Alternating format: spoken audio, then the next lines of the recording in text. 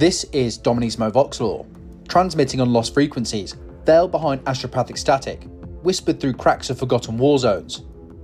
In this broadcast, we descend into the shrouded legacy of the Lamenters, cursed sons of Sanguinius, warriors of mercy in an age of cruelty, and the broken angels the Imperium tried to forget.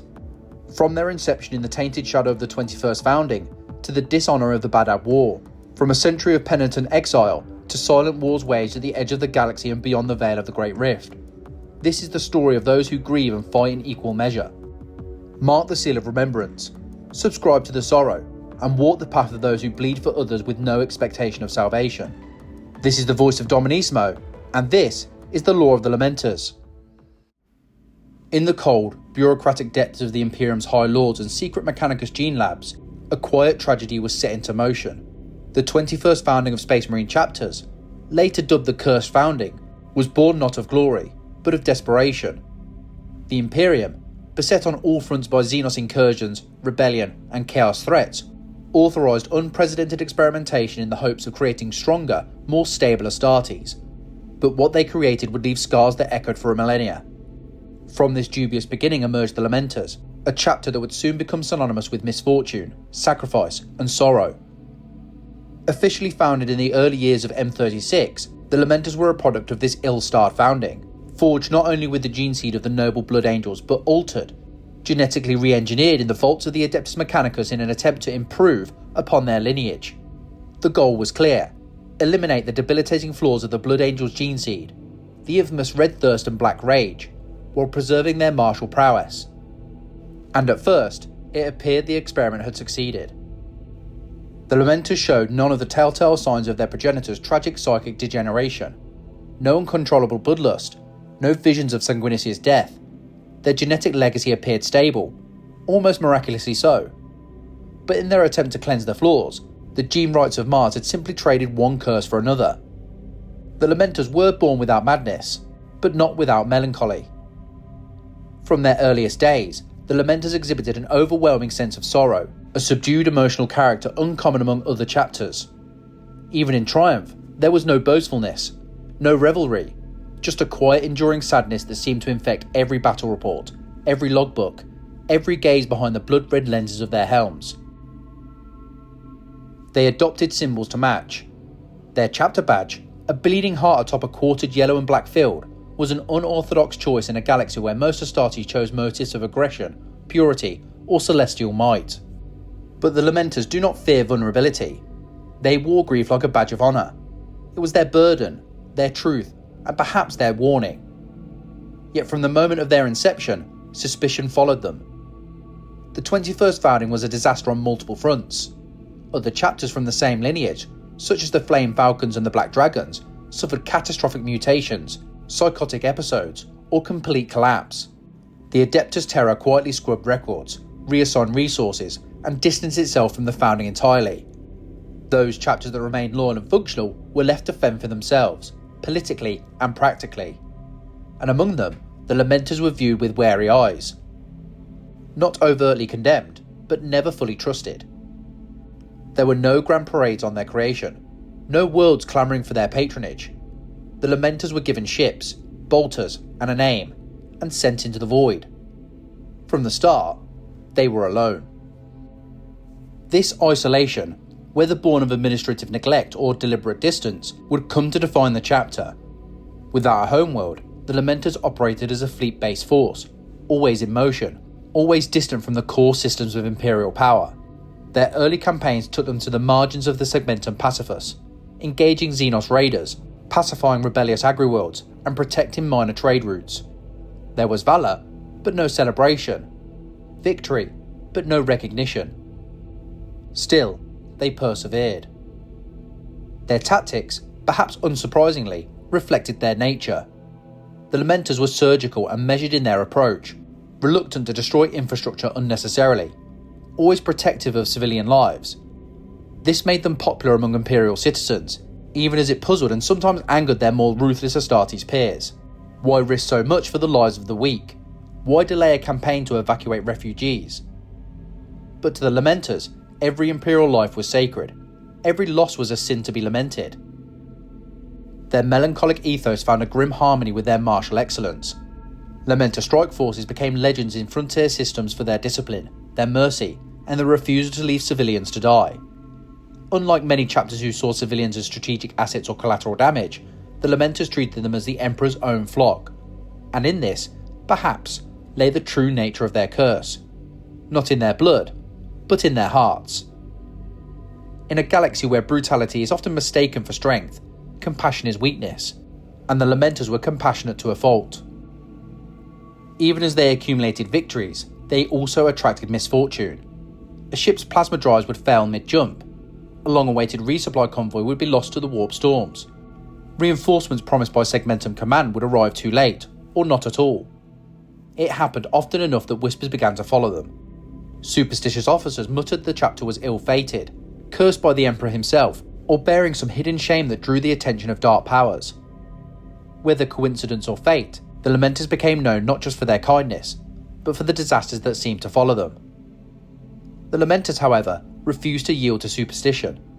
They accepted their lot in silence, each brother carrying his burdens with stoic grace.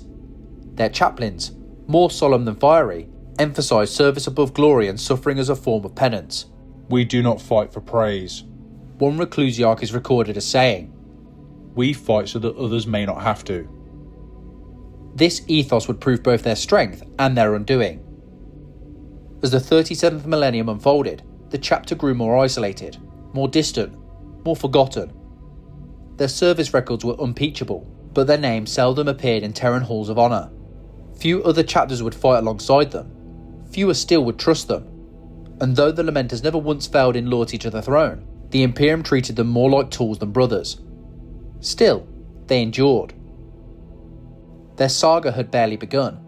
They had yet to face the hells of Corellia, the horrors of the Badab War, or the jaws of Hive Fleet Kraken. But even in these earliest days, their pattern was set. They would stand where no one else would. They would bleed to protect those no one else would save. And no matter how great the cost, they would do it without thanks, without glory, and without hope. For they were the Lamenters, born of a cursed founding, forged in sorrow, bound to the Imperium not by recognition, but by an unshakable sense of duty. And their path had only just begun. No formal edict banished the Lamenters. No inquisitorial decree marked them heretics. And yet, as the years unfolded after their founding, the Lamenters came to live as pariahs, not because of crime or corruption, but because they were shunned. By the early 37th millennium, the cursed founding shadow had grown long and toxic. Whispers of mutation and instability had tarnished the names of several other chapters from the 21st founding, some of which were disbanded, sanctioned, or mysteriously lost. The Lamenters, although genetically stable and devoutly loyal, could not escape the stigma. Their isolation became not just a product of circumstance, but a necessity for survival. And so, without complaint or protest, the Lamenters disappeared into the stars. They did not sulk or seethe. They did not rail against the Imperium that had already started to forget them. Instead, the chapter embarked upon a self-imposed exile, a solitary crusade that took them far from the Segmentum Solar, into the uncharted fringes of Imperial space, where Imperial banners rarely flew and where war was a constant. This was not cowardice, it was a deliberate act of devotion. The Lamenters sought to prove themselves not through political intrigue or courtly favour, but through service. If they could not be accepted among their brothers, they would instead bring justice and protection to those the Imperium had abandoned. There, at the galaxy's edge, they would carve out their legacy in fire and sacrifice. The region they chose was the outer reaches of the Segmentum Pacificus, near the Scourge stars and the Halo zones, places so remote and hostile that few dared to patrol them. Here, colonies teetered on the brink of collapse under the pressure of Xenos predation, warp anomalies, and intersign war. Rogue traders painted this quadrant as cursed. Imperial cartographers barely bothered to chart it. But to the Lamenters, this wilderness was ideal. Operating as a fleet-based chapter gave them the flexibility to strike wherever they needed. They divided their forces into battle groups, each built around a strike cruiser or escort flotilla, and began a century-spanning campaign of liberation, defence, and containment. Each engagement was chosen not for glory, but for necessity. Imperial governors in this region, often starved of aid and overlooked by the Segmentum Command, quickly learned to interpret the appearance of yellow and black armour as a divine omen. The Lamenters became folk legends, silent angels of war who came when all seemed lost. Time and again, they arrived in orbit of besieged worlds just as the situation became untenable. Xenos raiders, chaos cults, and renegade forces fell under their blades. They protected the vulnerable with unrelenting discipline and mercy, but the pattern of sorrow continued. For every world saved, another fell elsewhere. For every victory, the cost was immense. Their forces bled slowly and continuously, without reinforcements or commendations. They never returned to Segmentum Command for replenishment or commendation. They did not seek laurels or banners. Their only reward was survival, and even that came without guarantee. Over the course of centuries, this crusade without allies forged a chapter both feared and admired by those who truly understood their methods. The Lamenters grew used to working alone. They adapted to scarcity. They modified and re-engineered their war gear with ruthless ingenuity.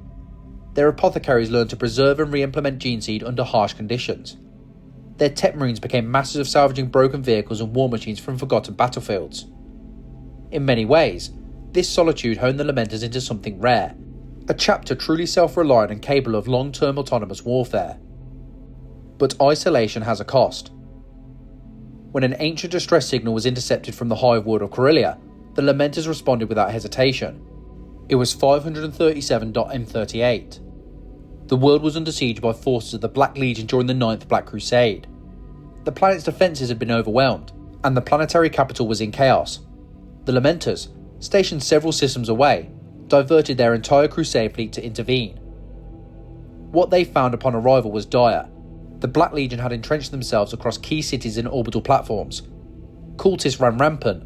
PDF forces were broken. The people of Corellia were dazed from annihilation. The Lamenters deployed immediately. Drop pods screaming through the atmosphere. Thunderhawks strafing traitor hull positions. With brutal efficiency, they pushed into the heart of the conflict. And then, something unexpected happened. Another chapter arrived. The Mortifactors. The Lamenters should have welcomed their support. Reinforcements meant survival. Together, they could hold the line until more aid arrived. But instead, the Mortifactors refused to land. Upon identifying the Lamenters as the principal force defending Corellia, the Mortifactors declared them ill-omened and chose to withdraw rather than fight beside them. They left Corellia's fate, and the fate of its billions of citizens, in the hands of the Lamenters alone. This betrayal was a moment of grim clarity. The Lamenters realised that their curse was not just whispered in the halls of terror, it had become an accepted truth. To their brother chapters, they were not simply avoided, they were feared. The Lamenters did not respond with bitterness. They did not transmit condemnations or seek political redress. Instead, they simply tightened their formation and prepared to die. For 6 weeks, the Lamenters waged a guerrilla campaign through the crumbling hives of Corellia. They formed kill boxes, laid ambushes, and collapsed entire city blocks onto traitor armour columns. Each squad operated with ruthless synchronisation, moving through war-torn streets like wraiths. They evacuated civilians where they could, using gunships to ferry survivors to makeshift shelters and landing pads. Their casualty rate was staggering. Entire companies were wiped out in last stands, yet the Lamenters held firm. Only in the 7th week did salvation come. Elements of the White Scars and Ultramarines, diverted from another war zone, finally arrived and broke the Black Legion's fleet in orbit. Drop pods rained down like thunder. Loyalist reinforcements surged across the surface. Corellia was saved. But for the Lamenters, the prize had been almost everything. Barely 200 Marines remained alive. Their ships were damaged, supplies gone, G&T storage nearly depleted. It was a Pyrrhic victory in every sense. And then, the final blow. As the surviving Lamenters withdrew to regroup, a massive, sudden warp storm enveloped their fleet. Ships vanished into the Imperium. Vox traffic fell silent. To the outside world, it was as though the Lamenters had been consumed in divine fire. No wreckage, no distress beacons, nothing. They were declared lost in the warp. Another cursed chapter, gone. But in truth, they were not dead, merely damned to drift beyond time, hurled into a nightmare limbo of shifting demonic storms and temporal madness. Their crusade, meant to bring honour to the forgotten, had instead cast them into oblivion. For over a century, the Imperium heard nothing. the galaxy moved on. Other wars ignited. The Lamenters became a footnote, a tale of tragedy used to caution new recruits and inspire sermons about the price of unyielding duty. But the Lamenters had not perished. They had simply become echoes in the warp, still loyal, still grieving, and still unbroken. Their return would not come with fanfare. It would come with blood, in the fire of vengeance, as fate pulled them once more again from the edge of extinction. The warp does not kill with blades or fire, it destroys with time. When the Lamenters' battered fleet vanished from real space after the Corellia campaign, it was not amid battle or pursuit. There was no explosion, no final transmission, no desperate call for aid. A storm, one of the great warp rages that the Navigator houses called Maelstrom Tongues, boiled into being without warning and swallowed the remnants of the chapter whole. To the outside galaxy, the Lamenters were gone. Even their allies in the Ultramarines and White Scars, fresh from the victory of Corellia, were helpless to follow. The warp storm closed as swiftly as it had formed, leaving behind only silence. No wreckage drifted in orbit. No bodies fell from low orbit. It was as if the Lamenters had never existed. But within the warp, they endured. What happened to them during that lost century cannot be fully known. Not even the chapter's surviving records, fragmentary and cryptic, offer a clear account. What is known comes from scattered vox logs, fragmented dreams passed between librarians, and half-mad tales whispered by navigators who later dared to map the same region. For nearly 120 Terran years, the Lamenters were lost in a labyrinth of unreality. Time unravelled, days stretched into decades and hours into moments. Ships were pulled apart and reformed in impossible geometries. Some battle brothers were marooned in temporal loops, forced to relive their worst failures over and over. Others fought shadow things in corridors that changed mid-step. The worst fates were reserved for those who could hear the warp whispering in their dreams, insidious suggestions to abandon their oaths, to find solace in forgetfulness, or worse, to embrace the madness and be free of suffering. But the Lamenters refused. It was not pride that saved them, it was guilt, devotion, and sorrow. These were men who had fought their entire existence under the weight of a curse they could never shed. They had no delusions of glory. They did not believe themselves chosen. But they believed, absolutely, in the sanctity of duty. In that belief, they found their anchor. Chaplains became more than spiritual guides. They became living totems of sanity. Their voices, calm and unwavering, echoed through broken vox systems and reminded their brothers of the Emperor's light. In one vessel, the tears of deliverance. An entire company trapped in a warp loop were only freed when their chaplain deliberately detonated the plasma reactor in perfect synchrony with a ritual prayer that disrupted the timefold. The ship was lost. The Marines aboard were not. What remained of the fleet drifted through a nightmare realm, coming apart at the seams. By the time the largest ship, the Mater Lacrimarum, finally escaped the warp over a remote system on the edge of Segmentum Solar, the Lamenters had been forged anew in pain. No longer a chapter seeking redemption. Now, simply survivors. The Imperium's reaction was mixed. For most Administratum records, the Lamenters were already filed under chapter status deceased, presumed lost. Their sudden reappearance was met with both relief and suspicion. Some believed them fallen to chaos. Why else would they vanish for over a century and return without explanation? Others considered their return a sign of divine intervention, a reward for their sacrifices on Corellia. But for the Lamenters, it was not a return. It was an arrival into a galaxy that had once again moved on without them. Out of the 200 warriors who had escaped Corellia, many were scarred beyond recognition, some physically, others mentally. Gene seed stores were ruined, war gear degraded or entirely destroyed. Still, they did what the Lamenters had always done. They rebuilt, quietly, without ceremony, without expectation. They sought no parades or restoration of honours. They requested no banners. They merely requisitioned supplies from the Adeptus Mechanicus, retrieved what armaments they could from long-abandoned armories in the region, and resumed operations as a fleet-based chapter. Where others would have declared a decade of mourning, they moved back to the frontier. Where others would have sought recruits from noble worlds, the Lamenters instead took in the broken, the orphaned, the abandoned. It was in these forgotten colonies, far from Terra's gilded bureaucracy, that the chapter began to grow again. The Lamenters took in aspirants from half-starved mining outposts and plague-ravaged refugee ships. They tested them, trained them and taught them not pride, but perseverance. Their new recruits were not awed by tales of Astartes' valour. They were instead told the truth, that they would suffer and bleed and perhaps be forgotten, but that they would protect others no matter the cost. By the mid-39th millennium, the Lamenters had recovered much of their fighting strength. Not entirely, and never fully, but enough. They had become phantoms of the void, striking without heraldry, vanishing before propaganda pick feeds could document them. Still unwelcome in many segmentum commands, still carrying the unspoken curse of their origins, they accepted operations no other chapter would. Hunting genestealer infestations in dead hive moons, escorting pilgrim fleets across warp-ridden sectors, even aiding embattled rogue traders in clearing Xenos-infested trade routes. They were warriors without expectation, and that made them incorruptible. Ironically, it was this very integrity that brought them unexpected recognition. Over time, some inquisitors, particularly among the Ordo Xenos, began to seek out the Lamenters not as a last resort, but as a preferred instrument. A chapter that never broke, that never boasted, that would carry out a suicide mission without asking for medals. One such mission saw the Lamenters eradicate a massive Dark Eldar raiding force operating from webway portals near the world of Pelagos 6. The operation lasted 6 months and cost the chapter nearly 50 brothers, but the Xenos slavers were eliminated, their portals destroyed, and over 1 million human captives freed. No imperial proclamation was issued, no monument was erected. The Lamenters left before the ecclesiarchy delegation even arrived. That was the way of things now. Their time in the warp had changed them, not just in body, but in how they saw the Imperium.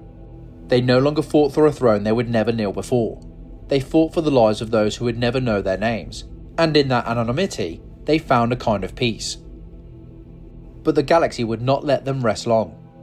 New conflicts were on the horizon. On the far side of the Maelstrom, forces were gathering. Forces that would draw the Lamenters into an alliance, a war, and ultimately, a catastrophe that would nearly destroy them once again. Yet for the moment, they were alive. Haunted, hardened, but alive. By the close of the 39th millennium, the Lamenters had survived what should have annihilated them: isolation, warp entrapment, attrition, and rebirth. But survival in the Imperium is not its own reward, it simply brings new wars. The edge of Segmentum Ultima, near the Maelstrom, was burning. This ancient warp rift, second only to the Eye of Terror in sheer ferocity, vomited forth the enemies of mankind in endless waves. Chaos warbands, pirate Xenos, and renegade human enclaves. Around its boundaries, a loose defensive alliance of Astartes had formed, the Maelstrom Warders. These chapters, including the Astral Claws, Mantis Warriors, and Carnal Guard, had committed themselves to stemming the tide of incursions that burst from the storm's edge. It was here, amid these hostile stars, that the Lamenters were summoned once more. This time, not to stand alone, but to stand among brothers. In 587.M41, the High Lords of Terror issued new strategic realignments, sending the Lamenters to join the Warders and reinforce the Imperium's thinly spread defences around the Maelstrom. For a fleet-based chapter without a homeworld, this assignment offered stability. But more than that, it offered something the Lamenters hadn't known in centuries: acceptance. The Maelstrom Warders were warriors on the edge of the Imperium, far from Terror's suffocating bureaucracy. They fought because there was no one else. Their campaigns were swift, brutal, and largely unacknowledged. And in this bleak crucible, they judged not by lineage or rumour, but by results. Among them was a figure who would come to define the Lamenters' future: Luft Huron, chapter master of the Astral Claws. Huron was brilliant, commanding, and utterly without patience for imperial red tape. He valued strength, independence, and loyalty to one's fellows above the political manoeuvring of the High Lords. Where other chapters had treated the Lamenters with wary silence, Huron offered something far rarer: trust.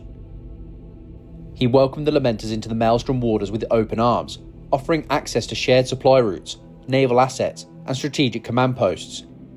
More than that, he respected them. Huron had read the Lamenters' records. He knew of Corellia and their century lost in the warp. He recognised that theirs was not a cursed chapter, but a hardened one. This solidarity changed everything. For the first time, the Lamenters found themselves among equals who valued their presence. The constant suspicion that had plagued them since the cursed founding began to recede. They participated in joint operations against Orc empires, Chaos cults, and Dark Elder raiding flotillas. On the hive world of Barathrum, Lamenter squads fought back-to-back with Mantis warriors against Genestealer uprisings in the lower spires. In the Jereth Adrift, they spearheaded a boarding action on a traitor cruiser alongside Astral Claw Terminators, executing a decapitation strike with flawless precision. Success followed success. But more than victories, it was camaraderie that began to heal the chapter. Lamenter's battle brothers served with mixed units. Training exercises became more frequent. Captains shared intelligence, not with guarded formality, but with the familiarity of comrades. The chapter, for so long shaped by stoic sorrow, began to remember the strength of fraternity. There were no songs, no boasts, but there were moments of stillness between wars where warriors nodded in quiet recognition. Brothers, if not by blood, then by fire. And in this brotherhood, the Lamenters found purpose. Yet behind Huron's charisma and martial genius, shadows stirred. As the years passed, Huron grew increasingly agitated with the Administratum. He viewed Terra's tithe demands as unrealistic, its oversight as ignorant.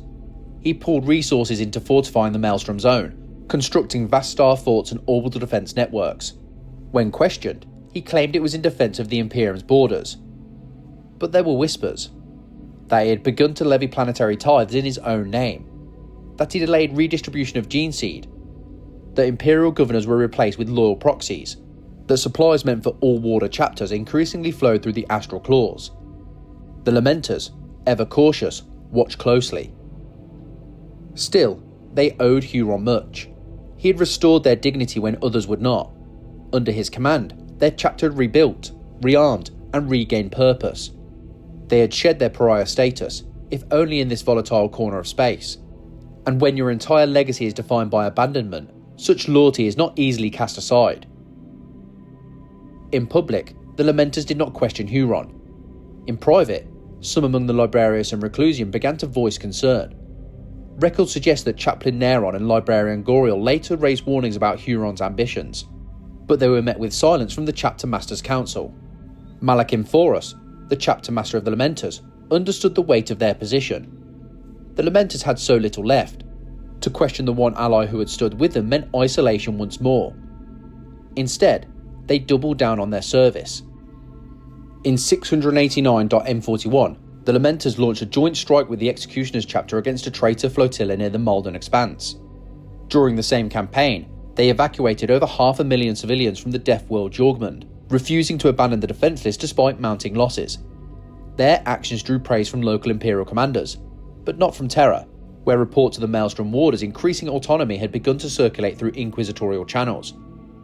It was clear that the Imperium's patience with Huron's defiance was wearing thin. Then came the tipping point. In 901.M41, after decades of strained communication and growing accusations, Luft Huron officially refused Imperial audit and tithe inspection.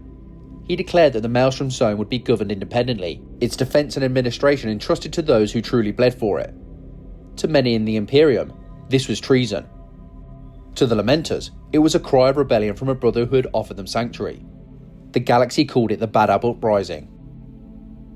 And when the first loyalist fleet set course for the Maelstrom, the Lamenters faced an impossible decision: stand with their brothers, or stand alone once more. In the war to come, they would not choose chaos, nor heresy, nor ambition. They would choose loyalty, not to a banner, but to a debt. And they would pay for it in blood. Loyalty is a virtue lauded across the Imperium, engraved on cathedral walls, chanted in sermons, hammered into the hearts of every soldier, every scribe, and every soul. But in the grim shadow of the 41st millennium, loyalty became a blade with no hilt. When you draw it, you bleed. For the Lamenters, that bleeding began the moment they chose to stand with the Astral Claws.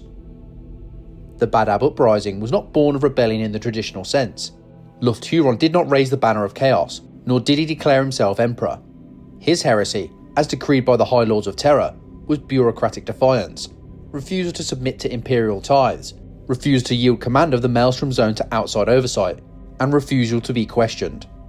But under the veneer of administrative resistance lay something deeper: autonomy, pride, a belief that those who bled for the Imperium's forgotten frontiers had earned the right to govern them.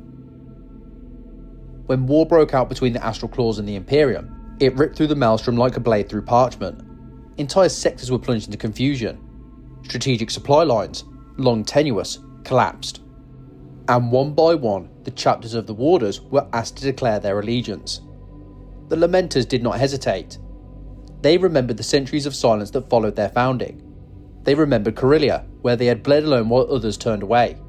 They remembered how the Astral Claws had treated them not as liabilities, but as equals.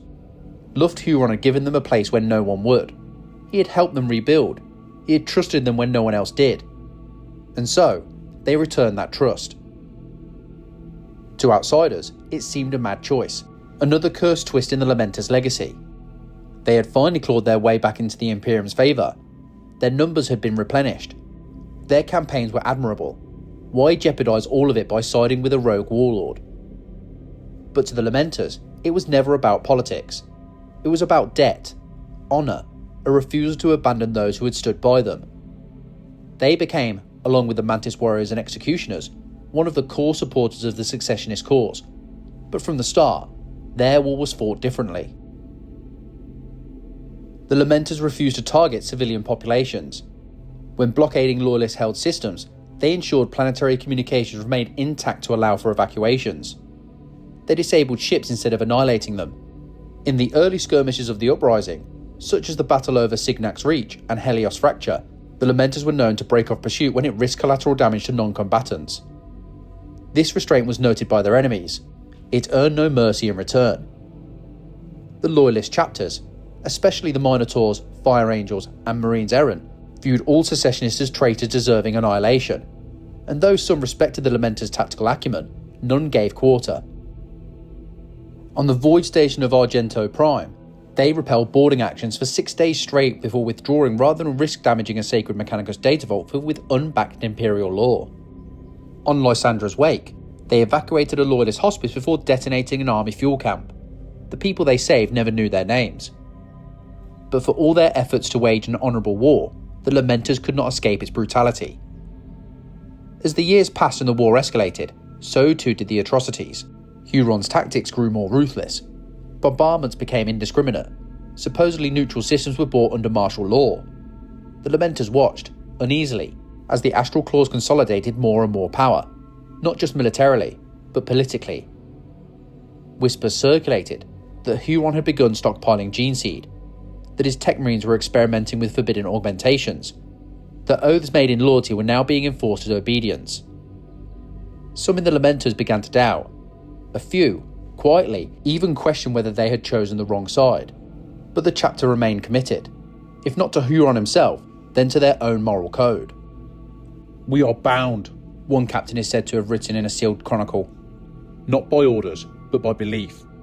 If we must bear this shame, we will bear it in silence. But we will not abandon our duty to humanity.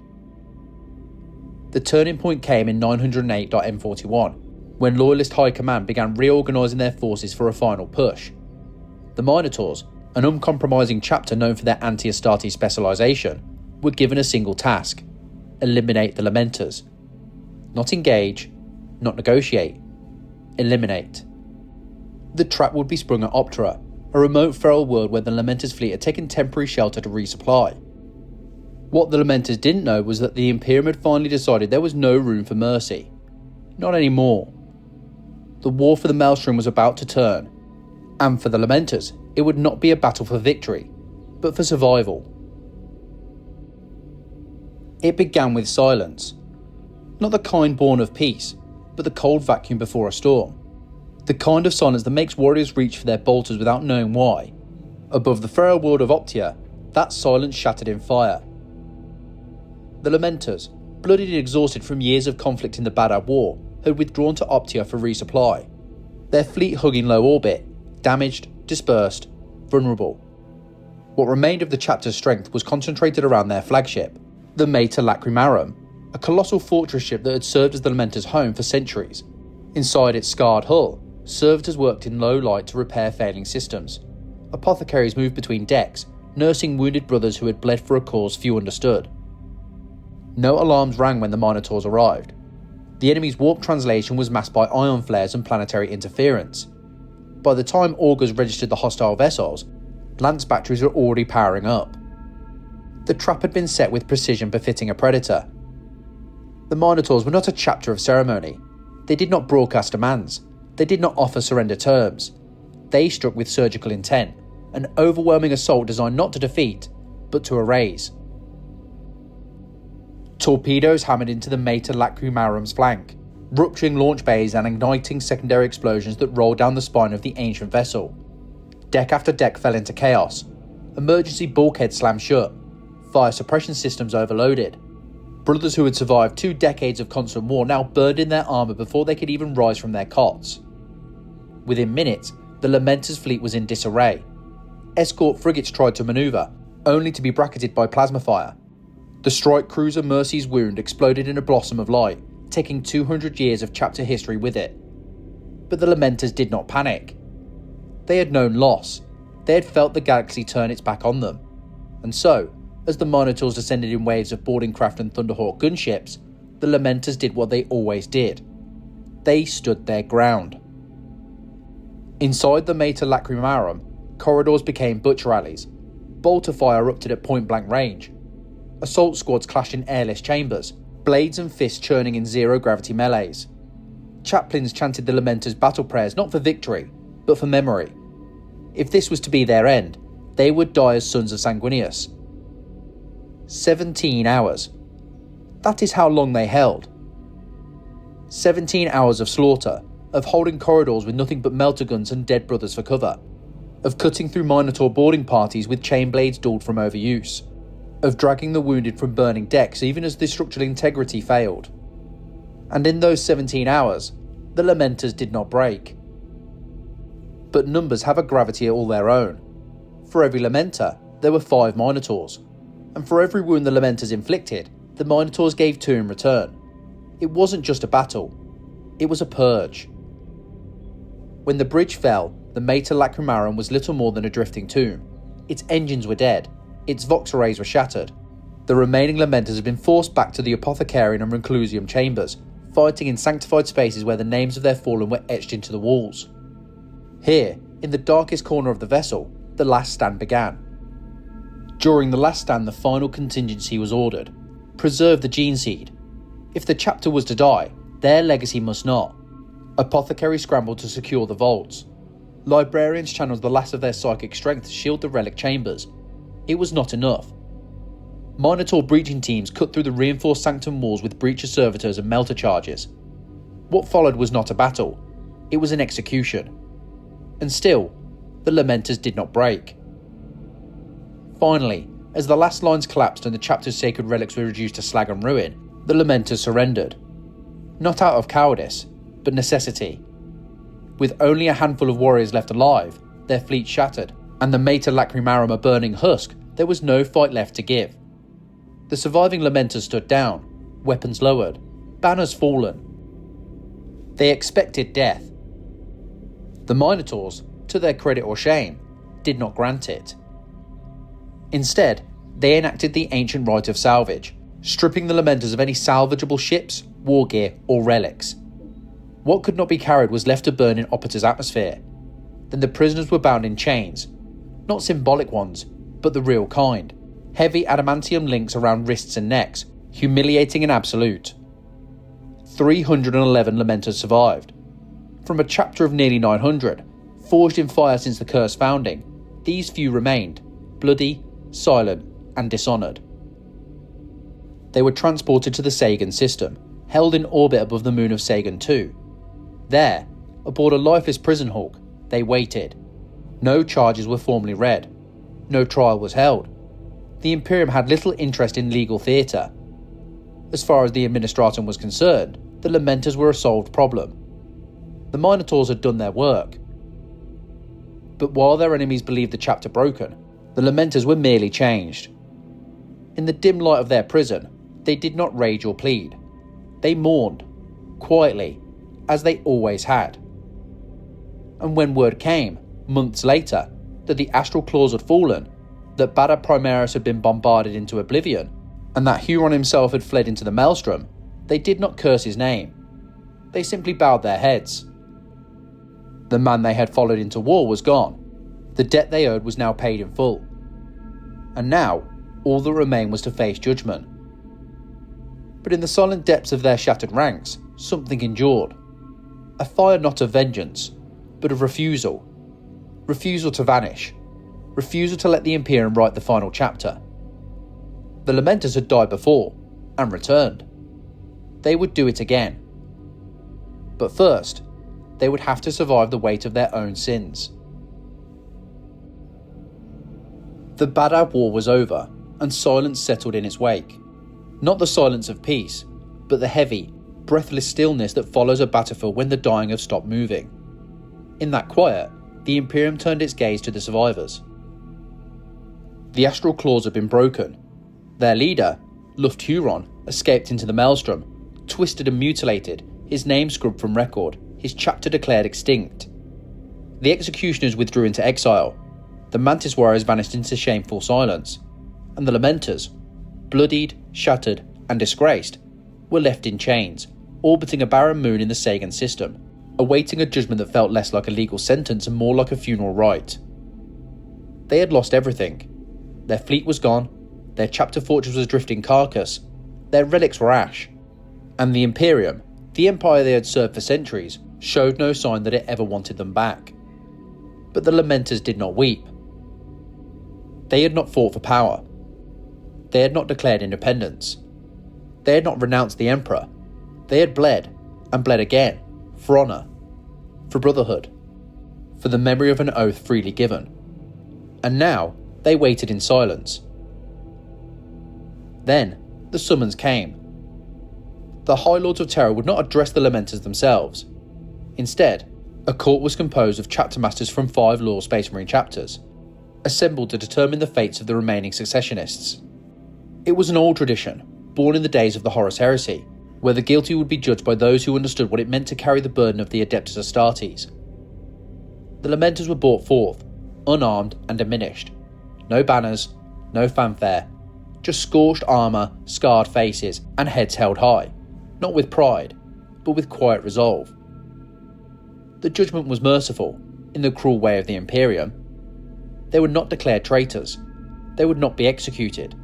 They would not be disbanded. Instead, they would be sent away. Atonement would be their sentence. 100 years. 100 years of penance, to be served not in cloisters or chapels, but in war. The Lamenters were ordered to embark on a Penitent Crusade, an unending march through the darkest corners of the galaxy, striking at the enemies of mankind wherever they were found. No aid would be granted, no reinforcements, no resupply, no right to recruit. They would suffer, they would bleed, and they would do so alone. Should they survive, the Imperium would consider their redemption. Should they fall, they would be forgotten. And so, in silence, the Lamenters accepted. Before their departure, they performed a final ritual. Their tattered chapter banner, scorched during the fall of the Mater Lacrimarum, was handed over to the Adepta Sororitas, specifically the Orders Pronatus, keepers of sacred relics. In a chamber lit only by votive candles, the sisters mended the banner stitch by stitch. They did not speak. They did not ask why this chapter had fallen so low. They simply wept. The tears fell on golden fabric, and when the Lamenters received it again, the banner had changed. Not in design, but in meaning. It had become the banner of tears. And beneath it, they marched into oblivion. They fought without rest. They fought without replenishment.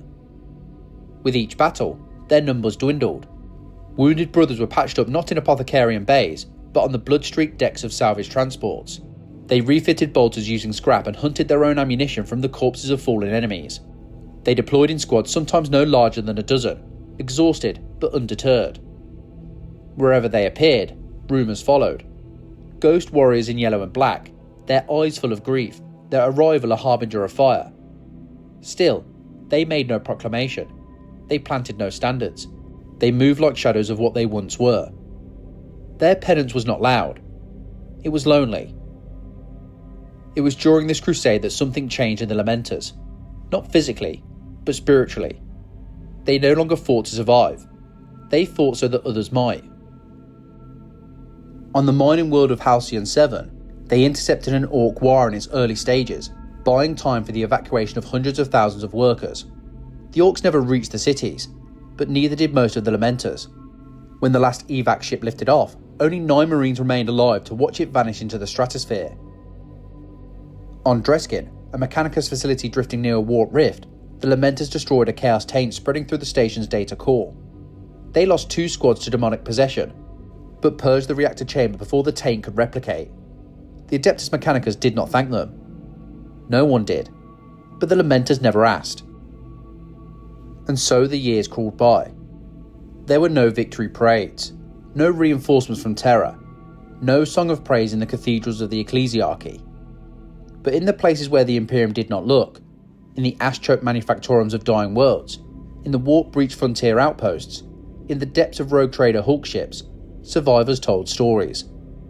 Of yellow-armoured giants who came when all hope was lost, who stayed when others fled, who bore the weight of sins they never truly committed, and who only left silence in their wake. During this century-long march, the Lamenters had become a shadow of their former selves, ragged, reduced, revered only in the whispers of the forgotten. But they were not broken. For most, the Tyranids arrived as a storm, screaming through void space, devouring everything in their path, a horror too vast to comprehend. But for the Lamenters, they came not with fanfare, but with whispers. Faint signals, flickers of warp shadow, dying vox beacons, a silence where there should have been life. Nearing the end of their Penitent Crusade, the Lamenters were few, perhaps fewer than 3 full companies, their armour pitted and mismatched, their ships held together by will and scavenged parts.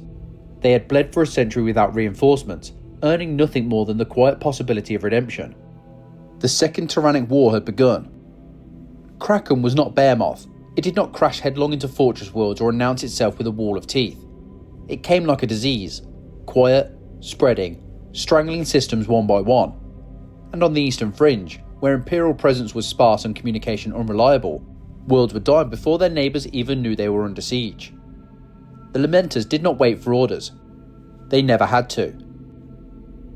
When the distress calls reached them, echoing from a cluster of mining systems in the Alabast sector, they diverted course without hesitation. There were no glory hunters among them, no warriors eager for the Emperor's favour, only tired brothers who understood the nature of duty, and who had long since accepted they would die fulfilling it. The first contact was with the planet Malvalion, an agri-world that had been silent for weeks. Vox transmissions were corrupted, supply requests unanswered. When the Lamenters' fleet arrived in orbit, they found the atmosphere thick with spores and the surface marked by endless craters, chitin hives rising like tumours across the agri plains. Kraken had already begun to feed. A standard chapter might have pulled back, requested support, called for exterminatus. The Lamenters deployed. 2 strike cruisers descended through the poison clouds, dropping assault pods and thunderhawks into the heart of the infestation. Their objective wasn't to win the war for Malvalion. That was already lost. Their mission was to rescue what remained, the remnants of the planet's civilian population, waiting for salvation that would never come. The Lamenters fought the Tyranid vanguard organisms, Hormagaunts and Lictors moving like shadows, cutting off squads from each other, whispering death in the empty dark. Librarians burned their own lifespans to ignite psychic flares and hold back the hive mind. Apothecaries injected the wounded with stimulants just to keep them standing for another minute. Entire squads disappeared in minutes, gone without a trace, their vox signals ending in mid-sentence. But the civilians were evacuated. Not all, but most. They were loaded onto orbital shuttles, escorted by storm talons that ran dry on ammunition mid-flight. They left behind shattered men and blood-streaked halls, but they left. Only 1 Lamenter squad made it back to the strike cruiser. Of the rest, only names remained. But Malvalion was only the beginning. For as Hive Fleet Kraken spread across the eastern fringe, one world after another flickered out like candles smothered beneath an ocean of chitin. And then came Delvin, a world far more important, far more vulnerable, and far more doomed. Delvin was no mere mining rock. It was a fully industrialised Imperial ore world with vast orbital infrastructure. Massive Novastorm-class space stations ring the planet, enabling continuous movement of ore and material. Enormous dockyards, freight elevators, and pressurised loading towers extended from the surface to orbit, allowing the movement of millions of tons of goods every month. To the Tyranids, it was a feast waiting to happen. When Hive Fleet Kraken arrived in system, it did not strike immediately. It swept past the planet's outer defences with frightening speed, bypassing its gun batteries and void platforms in favour of attacking the system at multiple points simultaneously. A classic Kraken manoeuvre. By the time Devlin's orbital augurs confirmed the scale of the assault, the bioships were already releasing spores and vanguard organisms in the upper atmosphere. The world's defences fought back viciously. Macro cannon barrages, torpedo volleys, and interceptor squadrons. And for a time, they held. It was enough. Enough to begin the evacuation. A single company of Lamenters, perhaps 100 Astartes at most, given their already depleted state, arrived to defend Devlin. They did not come expecting victory. They came to hold a line, to buy seconds, minutes, hours, whatever they could, until the last ore ship broke orbit. Their orders were painfully clear. Hold the perimeter, keep the evacuation running, do not retreat. They deployed forces across the loading platforms, trenchworks, and macro elevator choke points. Yellow and black against the steel grey world. Angels of sorrow against a tide of Chittim. And then the Tyranids fell upon Devlin in full. The first waves of Kraken swarm organisms hit the perimeter like an avalanche. Hormagaunts swarming in impossible numbers, Termagaunts firing living ammunition in a deadly green hail, warrior broods directing the attack with alien cunning. The Lamenters fought like men who had nothing left to lose. Bolters barked until barrels failed. Flamers turned Chitin into burning sludge. Chainsaws roared as walls of aliens crashed against them. For every dozen Tyranids they felled, 100 more replaced them. Still, they held. Every second mattered. Every moment bought meant another family, another work crew, another cluster of dock staff reaching the ore freighters above. Their sacrifice was the currency of survival. And then it came. A horror even the Tyranids seldom unleashed. The Red Terror. A monstrous, serpent-to-ravenous subspecies, blood-red carapace gleaming with fresh ichor, a creature bred for psychological devastation as much as physical butchery. Its multiple jaws opened impossibly wide, capable of swallowing a full-grown human whole. It moved through the trenches like a crimson blur, devouring fleeing civilians, crushing defenders, and scattering PDF regiments with its sheer presence. Records describe entire platoons vanishing without a scream, dragged into the darkness by the Red Terror. For days, its shadow stalked the defenders, a whisper of inevitability. And still, the Lamenters fought on. As more bioforms landed, Carnifexes, Zonothropes, and seething masses of Gaunts, the Lamenters' perimeter collapsed. Squad by squad, they were cut off. Company by company, overwhelmed. Escape routes vanished. Box traffic fell silent. But the ore freighters kept launching. 1, then 5, then 20. Every departure was a testament to the Lamenters' refusal to break. When the final evacuation horn sounded, the last Lamenter squads were already surrounded. They fought back to back, bolters empty, blades dulled, and armour cracked. No reinforcements came. No extraction shuttles hovered overhead. There would be no rescue. The Lamenters didn't call for one. They made their stand in silence, dying beneath a sky blackened by Tyranid spores. Not a single Astarte survived. Not one retreated. Not one faltered. Their company was annihilated. But because of them, millions escaped Devlin before Kraken consumed the world. Their sacrifice brought the most precious thing left in the galaxy. Time. Devlin was devoured within days. Nothing of the world remained. Nothing except the stories from those who fled. Of yellow armoured angels who stood between mankind and oblivion. The Administratum recorded the planet's fall. But the Lamenters, they received no mention, no commendation, no official honour. Only silence. A silence the Lamenters knew all too well. In the wake of Kraken's devastation, the Imperium paused, rebuilt, regrouped. Primaris reinforcements were being whispered about. New hope perhaps. New legions being born from Gilliman's return. But for the Lamenters, there was no such renewal. No gifts from Terra. No call to rejoin the larger brotherhood. They were ghosts. And yet, they lived. Though the galaxy presumed them dead or dying, a heartbeat still echoed in the silence. Somewhere in the dark, beyond the borders of sanctioned war zones, past the edge of Imperial maps, the Lamenters endured. They had fought horrors that could not be reasoned with, could not be bribed or deterred.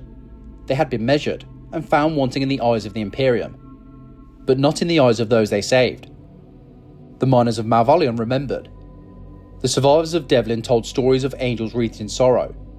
And so, despite it all, the chapter was not gone. Not yet. They had lost their fleet, their war gear, their future, but they still had one another, and a war yet to fight. The Lamenters had survived the Cursed Founding, the Badab War, the Penitent Crusade, and the annihilations of Hive Fleet Kraken. Their numbers had been reduced again and again until the chapter hovered at the brink of permanent extinction. And yet, through all their suffering, they had endured. But survival alone was not enough. When the Torchbearer fleets finally reached them, there was barely 100 of them. Battle-worn veterans in scorched Mark 7 plate, their heraldry faded, their armour patched with scrap. Behind them stood a dwindling supply of gene seed, rescued relics from fallen brothers, and a fleet cobbled together from centuries of battlefield salvage. The Torchbearers came in gleaming warships, their hulls unscarred, their holds filled with gifts of hope, Primaris reinforcements, fresh gene seed, and equipment the chapter had not seen in centuries. The Lamenters did not celebrate, they simply nodded in grim acceptance. Hope, after so long, felt like another battlefield trap. The first Primaris found themselves walking among legends, not in the glorious sense, but in the tragic one. Their new brothers were not the towering heroes of Ultramar or angelic champions of Baal. They were gaunt-eyed, quiet, and covered in the blood of 1,000 dead worlds. Veterans who had once stormed the halls of Badab, held out against Kraken, and bled through 100 years of penance. Some Primaris struggled with this. They came from the vaults of Mars and Terra, trained by the finest war scholars of the Ultima Founding, modelled in the light of Guilliman's vision. Now they followed captains who spoke with the gravelled voices of ghosts, who measured worth not in victories, but in how long you could keep walking while bleeding. But others understood. These were not warriors waiting to be led. They were warriors who had already walked through hell. And gradually, the Primaris began to adopt their silence, their reverence for the fallen, their refusal to quit. Even so, the influx of Primaris reinforcements changed everything. Not in spirit, the Lamenters remained sombre, cautious, and self-sacrificing, but in strength. Their ranks swelled, their army revived, their shattered fleet partially restored. They could fight as a chapter again. For the first time in more than a century, the Lamenters stood as something other than pariahs. They had completed their 100-year Penitent Crusade, a punishment so severe that most Imperial officials fully expected the chapter to die carrying it out. Yet the Lamenters endured, accomplishing the impossible, surviving a century of unending warfare without reinforcements, recognition, or respite. Though the Imperium offered no parade or formal absolution, the sentence was considered served. Their state, if not wiped clean, was at least no longer marked in red. It did not take long for the Imperium to put them to use. The war for the Aberrus system. Soon after their reinforcement, the Lamenters were deployed with 3 other chapters, the Iron Lords, the Knights of the Raven, and the Size of the Emperor, a new Primaris-only chapter. Their objective? Purge a Tyranid invasion from the Aberrus system, another tendril of Hive Fleet Kraken. It was a grim irony that the Lamenters' first major engagement after near extinction was against the Tyranids once more, but the chapter did not flinch. The Aberrus system burned. Bioships blackened the void, jungle worlds writhed under spore-choked skies, civilian populations were evacuated where possible, devoured where not. The Lamenters entered the campaign with the quiet determination that defined them for thousands of years, and once again, they bled. Among the many worlds in Aberrus, none were more contested than Luan, a suffocating death world of dense, predatory jungles. Beneath its canopy, Tyranid organisms thrived like wildfire. The Lamenters and Iron Lords were deployed together, using jump insertion tactics and precision strikes to carve landing zones out of Tyranid-infested terrain. Their Primaris brethren proved fearless, their bolt rifles cutting through tide after tide of lesser bioforms. But as always, misfortune clung to the Lamenters. Whole squads vanished in the foliage, ambushes sprung from beneath the earth, spore mines drifted like pollen, killing without warning. Several Primaris lieutenants remarked that the jungle itself seemed to conspire against them. Still, the Lamenters accomplished their objectives. securing evacuation corridors and denying synaptic control to the swarm wherever possible. Victory came, as it always did for them, at an unacceptable cost. From Luan, the Lamenters redeployed to Raphaelia, a populated world whose cities were already buckling under the Tyranid onslaught. Here, they joined forces with the White Panthers and the Blood Angels themselves. For perhaps the first time in centuries, the Lamenters stood shoulder to shoulder with their genetic cousins. Not as exiles, not as penitents, as brothers in arms. Raphaelia had become a battleground of desperation, its spires wrapped in bio-growths, its avenues choked with the debris of war. Civilians were still being extracted, shepherded through rubble by PDF forces barely holding it together. Into this chaos, the Lamenters launched their counterstrikes. Primaris intercessors held boulevard choke points for hours under impossible odds. Blade Guard veterans freed trapped civilians by cutting through living bulwarks of Tyranid flesh. Old Firstborn warriors fought with renewed purpose at the sight of Blood Angel banners in the smoke-filled horizon. And yet, misfortune struck again and again. A drop pod malfunction killed an entire squad before they landed. A void shield generator failed at the worst possible moment. Reinforcements arrived seconds too late, again and again. If fate was a knife, the Lamenters had learned to bleed without complaint. The turning point on Raphaelia came in the city of Pallas, where the Tyranid presence was coordinated with brutal efficiency. Imperial commanders suspected a Tyranid prime was directing the synaptic web from within the ruins, but no one could locate it, so the Lamenters volunteered. Their reconnaissance teams, composed of both Firstborn and Primaris Reavers, infiltrated the shattered cityscape. They moved through dripping bio-tunnels, collapsed hab blocks, and spore-filled sublevels, and at last, they found the creature. The Tyranid prime towered over its lesser kin, its talons dripping with neurotoxins, its eye clusters pulsing with alien intellect. Killing it would destabilise the swarm, but getting close enough was suicide. The Lamenters went anyway. What followed was a brutal, silent assault, a fight in the dark where every movement mattered and every mistake meant death. Several Reavers died before they even reached striking distance, but they reached it, and together they brought the beast down. The death of the Prime sent shockwaves through the synaptic consciousness. Across Pallas, the Tyranid assault faltered. Gaunts hesitated. Warriors shrieked in disarray. Bio-cannons misfired. For the first time in weeks, Imperial forces surged forward. The city was saved. But victory for the Lamenters never comes unaccompanied. More than half of their deployed forces were killed or maimed in the campaign. Numerous Primaris reinforcements, once symbols of rebirth, fell in the same tragic patterns that had haunted the chapter since its inception. Their curse lived on. Even the newcomers felt it. And yet, the Lamenters did not despair. They had held the line. They had saved a world. And for once, just once, they had fought beside allies who did not look away. Their future was still uncertain. Their curse still clung to them. But after Aberrus and Raphaelia, one truth became undeniable. The Lamenters were not finished. They had returned to the Imperium not as ghosts, but as warriors. And the galaxy had begun, slowly, to remember their name. You have received the transmission of Dominissimo Voxlore. The Lamenters endure still, fractured, unyielding, sorrow-wreathed, yet burning with a purpose the Imperium never deserved.